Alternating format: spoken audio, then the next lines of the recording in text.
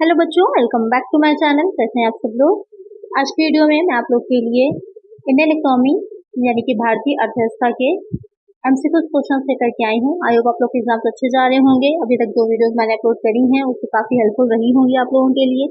आज की वीडियो में भी ऐसे ही कुछ इंपॉर्टेंट क्वेश्चन हैं और आगे भी ऐसे ही कुछ क्वेश्चन जो इंपॉर्टेंट होंगे उसकी वीडियोस आएंगी, तो आप लोग पढ़ते रहिएगा। लेकिन जिन बच्चों ने सब्सक्राइब नहीं किया, सब्सक्राइब जरूर कर लीजिए और लाइक करना ना भूला करिए। वीडियोस बिल्कुल फ्री रहती हैं तो लाइक जरूर कर दिया करिए और फ्रेंड्स साथ शेयर भी कर दिया करिए। आइए शुरू करते हैं। इसमें फर्स्ट क्वेश्चन लेते हैं। India's economic planning can not be said to be. Bharat की आर्थिक योजना या नहीं कही जा सकती। सूचक अनिवार्य सीमित लोकतांत्रिक, यानी कि जो इंडिया में इकोनॉमिक प्लानिंग की जाती है उसे हम क्या नहीं कह सकते।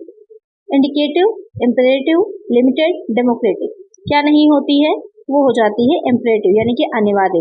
उसमें क्या रहता है, एक फ्लेक्सिबिलिटी रहती है, जैसे जैसे आवश्यकता होती है, नीड होती है, उसमें थोड़े बहुत चेंजेस भी होते हैं। तो इसलिए एक हमेशा एक जैसी नहीं रहती, आवश्यकता अनुसार या समय समय पर परिवर्तन उसमें होता रहता है, नई नई योजनाएं लाई जाती हैं। तो यहाँ पर करेक्ट आंसर हो जाएगा ऑप्शन बी, क्योंकि यहाँ पर पूछा था कि can not be said to be. यहाँ पर करेक्ट आंसर है ऑप्शन बी। नेक्स्ट क्वेश्चन है, economic survey is published by. आर्थिक सर्वेक्षण किसके द्वारा प्रकाशित किया जाता है। वित्त मंत्रालय, योजना आयोग, भारत सरकार, भारतीय सांख्यिकी संस्थान। तो यहाँ पर क्वेश्चन कह रहा है जो आर्थिक सर्वेक्षण होता है, जिससे कि पता चलता है कि कौन सी किस चीज की दर बढ़ गई है, किसकी घट गई है, किसके रेट है हाई है, किसके कम है, और भी सारी इकोनॉमिक चीजें जो निकल करके आती हैं, तो वो किसके द्वारा पब्लिश किया जाता है, प्रकाशित किया जाता है। Ministry of finance, planning commission, government of India, Indian statistical institute. तो किसके द्वारा किया जाता है, मिनिस्ट्री ऑफ फाइनेंस, जो वित्त मंत्रालय होता है, वित्त मंत्रालय, उसके द्वारा प्रकाशित किया जाता है। एक आंसर हो जाएगा ऑप्शन ए। नेक्स्ट क्वेश्चन है, India is the biggest producer as well as the largest consumer and importer of which of the following crops. Bharat निम्नलिखित में से किस फसल का सबसे बड़ा उत्पादक होने के साथ साथ सबसे बड़ा उपभोक्ता और आयातक भी है। गेहूं, कपास, गन्ना, दालें। यहाँ पे क्या क्वेश्चन कह रहा है कि इंडिया जो है, क्योंकि आपको पता ही होगा इंटरनेशनल ट्रेड होता है, तो वहाँ पर बहुत सी चीजें इंडिया इंपोर्ट करता है, बहुत सी चीजें इंडिया एक्सपोर्ट भी करता है। तो यहाँ पर जो क्वेश्चन कह रहा है कि ये जो ऑप्शंस दे रखे हैं, व्हीट, कॉटन, शुगर केन या फिर पल्सेस, इसमें इंडिया जो है सबसे बड़ा प्रोड्यूसर है, यानी सबसे ज्यादा उत्पादित होती है और साथ साथ कंज्यूम भी करा जाता है और इम्पोर्ट भी किया जाता है। तो वो कौन सी हो जाएंगी, तो हो जाती है पल्सेस। जो दालें हैं उसका भारत सबसे बड़ा क्या है, उत्पादक भी है, आयातक भी और उपभोक्ता भी। तो इसका आंसर हो जाएगा ऑप्शन डी। नेक्स्ट क्वेश्चन है, विच of the is an example of passive investment instrument. इनमें से कौन सा निष्क्रिय निवेश साधन का उदाहरण है। Gold ETFs, mutual funds, stock या फिर क्वालिकारश यानी कि प्रेफरेंस शेयर्स। इसमें से कौन सा जो है वो निष्क्रिय निवेश साधन है, ये आपको क्वेश्चन पूछ रहा है। कौन सा हो जाएगा, वो हो जाता है गोल्ड ईटीएफ्स। एक आंसर हो जाएगा ऑप्शन ए। अब प्रश्न ये आता है कि क्वेश्चन ये होता है हमारा कि पैसिव इन्वेस्टमेंट इंस्ट्रूमेंट होते क्या है, निष्क्रिय निवेश साधन क्या होते हैं। तो यहाँ पर जो आपकी पैसिव इन्वेस्टमेंट स्ट्रैटेजी होती है, क्योंकि ये तो इंस्ट्रूमेंट पूछ रहा है, जो मेन तो स्ट्रैटेजी है क्या किस वजह से किए जाते हैं, तो उनका मेन पर्पस ये रहता है कि लॉन्ग टर्म ग्रोथ को अचीव करना, यानी कि वो लॉन्ग टर्म पर्पस से जो इन्वेस्टमेंट कर रहे होते हैं कि फ्यूचर में एक बड़े टाइम में क्या कितना ज्यादा लाभ या प्रॉफिट को कमाया जा सकता है, अर्न किया जा सकता है, उस अप्रोच के साथ ये बनाए जाते हैं। तो ये हो जाता है कि आपका गोल्ड ईटीएफ्स जो होते हैं वो पैसिव इन्वेस्टमेंट इंस्ट्रूमेंट हो जाते हैं। इसके अलावा और भी बहुत से एग्जाम्पल में आपका कुछ भी हो सकता है, इंडेक्स फंड्स भी हो सकते हैं, एक्सचेंज ट्रेडेड फंड्स भी होते हैं, बाय एंड होल्ड स्ट्रेटेजी होती है, या फिर टारगेट डेट फंड होते हैं, तो बहुत तरह के होते हैं। तो यहाँ पर एक आंसर हो जाएगा ऑप्शन ए। नेक्स्ट क्वेश्चन है, a persistent fall in the general price level of goods and services is known as. वस्तुओं सेवाओं के सामान्य मूल्य स्तर में लगातार गिरावट को कहा जाता है। अपस्फीति, विस्फीति, मुद्रास्फीति जनित मंदी, अवसाद। क्वेश्चन यहाँ क्या कह रहा है कि जो वस्तु सेवाएं यानी कि चाहे प्रोडक्ट हो या फिर सर्विसेज हो, उनके जो मूल्य होता है, जो जनरली उनका नॉर्मल प्राइस होता है, उसके मूल्य में अगर लगातार गिरावट आ रही है, कम हो रहा है वो प्राइस, तो उस प्राइस के कम होने को क्या कहा जाता है या रीजन क्या हो सकता है, ये भी हम कह सकते हैं। वो क्या होगा आपका, डिफ्लेशन, डिसइंफ्लेशन, स्टैगफ्लेशन या फिर डिप्रेशन। क्या हो जाएगा इसमें से, वो हो जाता है डिफ्लेशन यानी कि अपस्फीति। जब मूल्य बढ़ रहे होंगे, प्राइसेस हाई हो रहे होंगे, इंक्रीज हो रहे होंगे तो उसे कहा जाता है इन्फ्लेशन की स्थिति, और जब घट रहे होंगे तो हो जाता है डिफ्लेशन की स्थिति। तो एक आंसर हो जाएगा ऑप्शन ए।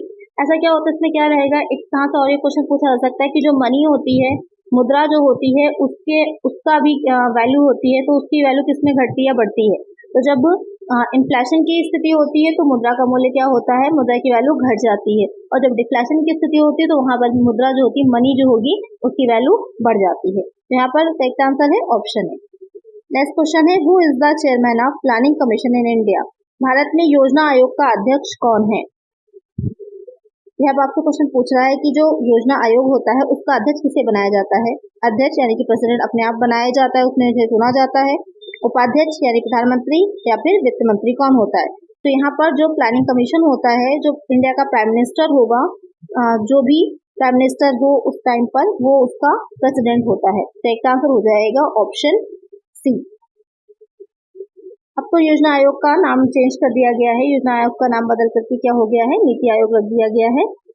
तो ध्यान दीजिएगा, क्वेश्चन में भी ये भी पूछा सकता है कि योजना आयोग का नाम बदल के अब क्या रखा गया है, तो अब वो नाम हो गया है नीति आयोग। 2015 से इसको चेंज कर दिया गया है।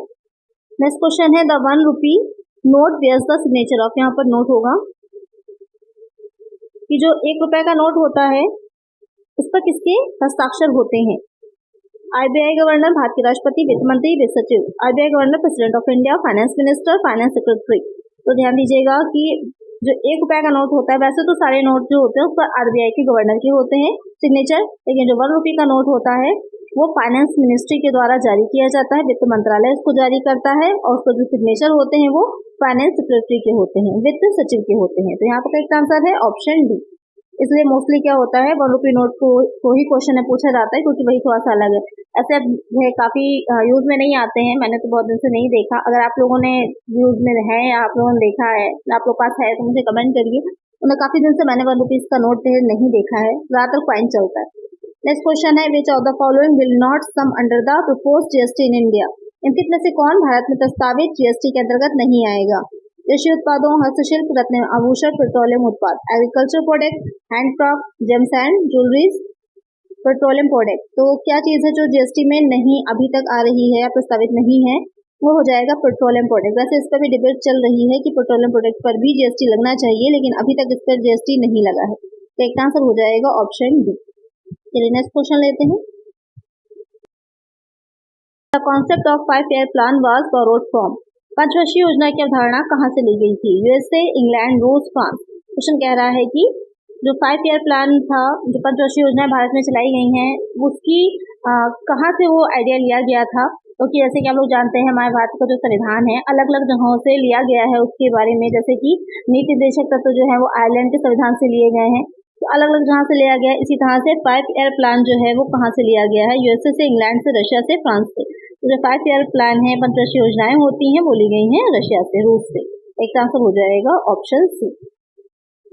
नेक्स्ट क्वेश्चन है, who is the largest trading partner of India. Bharat का सबसे बड़ा व्यापारिक भागीदार कौन है। यूएसए, चीन, इंग्लैंड, संयुक्त अरब अमीरात। क्वेश्चन कह रहा है कि इंडिया का सबसे बड़ा ट्रेडिंग पार्टनर कौन है। इसमें से कौन हो जाएगा, चाइना। एक आंसर हो जाएगा ऑप्शन बी। हम लोग आज के टाइम में तो चाइना का बहुत ज्यादा यूज करते हैं। सामान जो मोबाइल ही है आप लोगों के, ज्यादा वो चाइनीज में होते हैं। ऊपर से अगर मेड इन इंडिया लिखा भी होता है तो एक बार देखिएगा कि उसमें जो लगे होते हैं अंदर चीजें सारी, जिनको असेंबल करके मोबाइल जो आता है, या बैटरीज वगैरह जो होती हैं, सब चाइना की, मेड इन चाइना ही होता है। एक बार अपने जो भी मोबाइल है उसको देखिएगा, उसके जो बॉक्स होगा उसके ऊपर, या स्पेसिफिकेशन में अंदर डिटेल जहाँ पर दे रखी होती है वहां पर देखिए, अंदर की सारी चीजें जो होती हैं उसमें बनी हुई लगी होंगी, वो सब चाइनीज ही होती है। तो यहाँ पर जो इंडिया ट्रेडिंग पार्टनर है वो चाइना है। एक आंसर है ऑप्शन बी। नेक्स्ट क्वेश्चन है, in which year National Development Council was setup. राष्ट्रीय विकास परिषद की स्थापना किस वर्ष की गई थी। 1949, 1955, 1951, 1952। तो राष्ट्रीय विकास परिषद यानी कि नेशनल डेवलपमेंट काउंसिल, इसकी स्थापना जो की गई थी कब हुई थी, वो हो जाएगा 1952, 1952। एक आंसर हो जाएगा ऑप्शन डी। नेक्स्ट क्वेश्चन है, the book planning economy for India was written by. Planning economy for India पुस्तक किसके द्वारा लिखी गई थी। VK.R.V. Rao, M. Visvesvaraya, K.N. राय, या फिर मनमोहन सिंह। तो बुक भी आपसे पूछ सकता है, जो काफी फेमस इकोनॉमिस्ट हैं उनकी बुक को देख लीजिएगा, एक बार पूछी जा सकती है। तो यहाँ पर प्लानिंग इकोनॉमी फॉर इंडिया जो थी ये किसने लिखी थी, ये लिखी गई थी एम विश्वेश्वरैया के द्वारा। तो करेक्ट आंसर हो जाएगा ऑप्शन बी। नेक्स्ट क्वेश्चन लेते हैं। नेक्स्ट क्वेश्चन है what is the full form of NITI Aayog. NITI Aayog का पूर्ण रूप क्या है। भारत को बदलने के लिए राष्ट्रीय संस्थान, भारत को परिवर्तन के लिए राष्ट्रीय संस्थान, भारत को बदलने के लिए राष्ट्रीय संस्थान, भारत परिवर्तन के लिए राष्ट्रीय संस्थान। National institute to transform India, national institute for transforming India, national institute to transform India, national institution for transforming India. अब देखिए यहाँ पर ध्यान दीजिएगा, बहुत ही जरा सी चेंजेस हैं, सारे एक जैसे लगेंगे आपको, लेकिन यहाँ पर आपको ध्यान देना है कि क्या करेक्ट आंसर होगा। जो नीति आयोग है, जैसे कि मैंने बताया था आपको कि योजना आयोग को ही बदल करके नीति आयोग कर दिया गया था 2015 में। तो नीति आयोग जो है उसकी फुल फॉर्म हो जाएगी national institution for transforming India. Correct answer हो जाएगा ऑप्शन डी। तो काफी इंपॉर्टेंट क्वेश्चन है, इसको भी ध्यान में रखिएगा। नेक्स्ट क्वेश्चन है unfair trade practices are included in. अनुचित व्यापार प्रथाएं इसमें शामिल हैं फेरा, फेमा, एमआरटीपी अधिनियम, एंटी लॉन्ड्रिंग एक्ट। यहाँ पर क्वेश्चन कह रहा है कि जो अनफेयर ट्रेड प्रैक्टिसेस होती हैं वो उसको किसमें इंक्लूड किया जाता है, फेरा में, फेमा में, एमआरटीपी एक्ट में, एंटी लॉन्ड्रिंग एक्ट में। तो किसमें किया जाता है ये क्वेश्चन आपसे पूछ रहा है, किसमें किया जाएगा। जो एमआरटीपी एक्ट होता है उसमें किया जाएगा। अब एमआरटीपी एक्ट की फुल फॉर्म क्या होती है आप लोग मुझे कमेंट में बताइएगा। एमआरटीपी एक्ट की फुल फॉर्म क्या है, ये भी एग्जाम में आपसे पूछ सकता है, तो इसकी फुल फॉर्म आप लोग मुझे बताइएगा।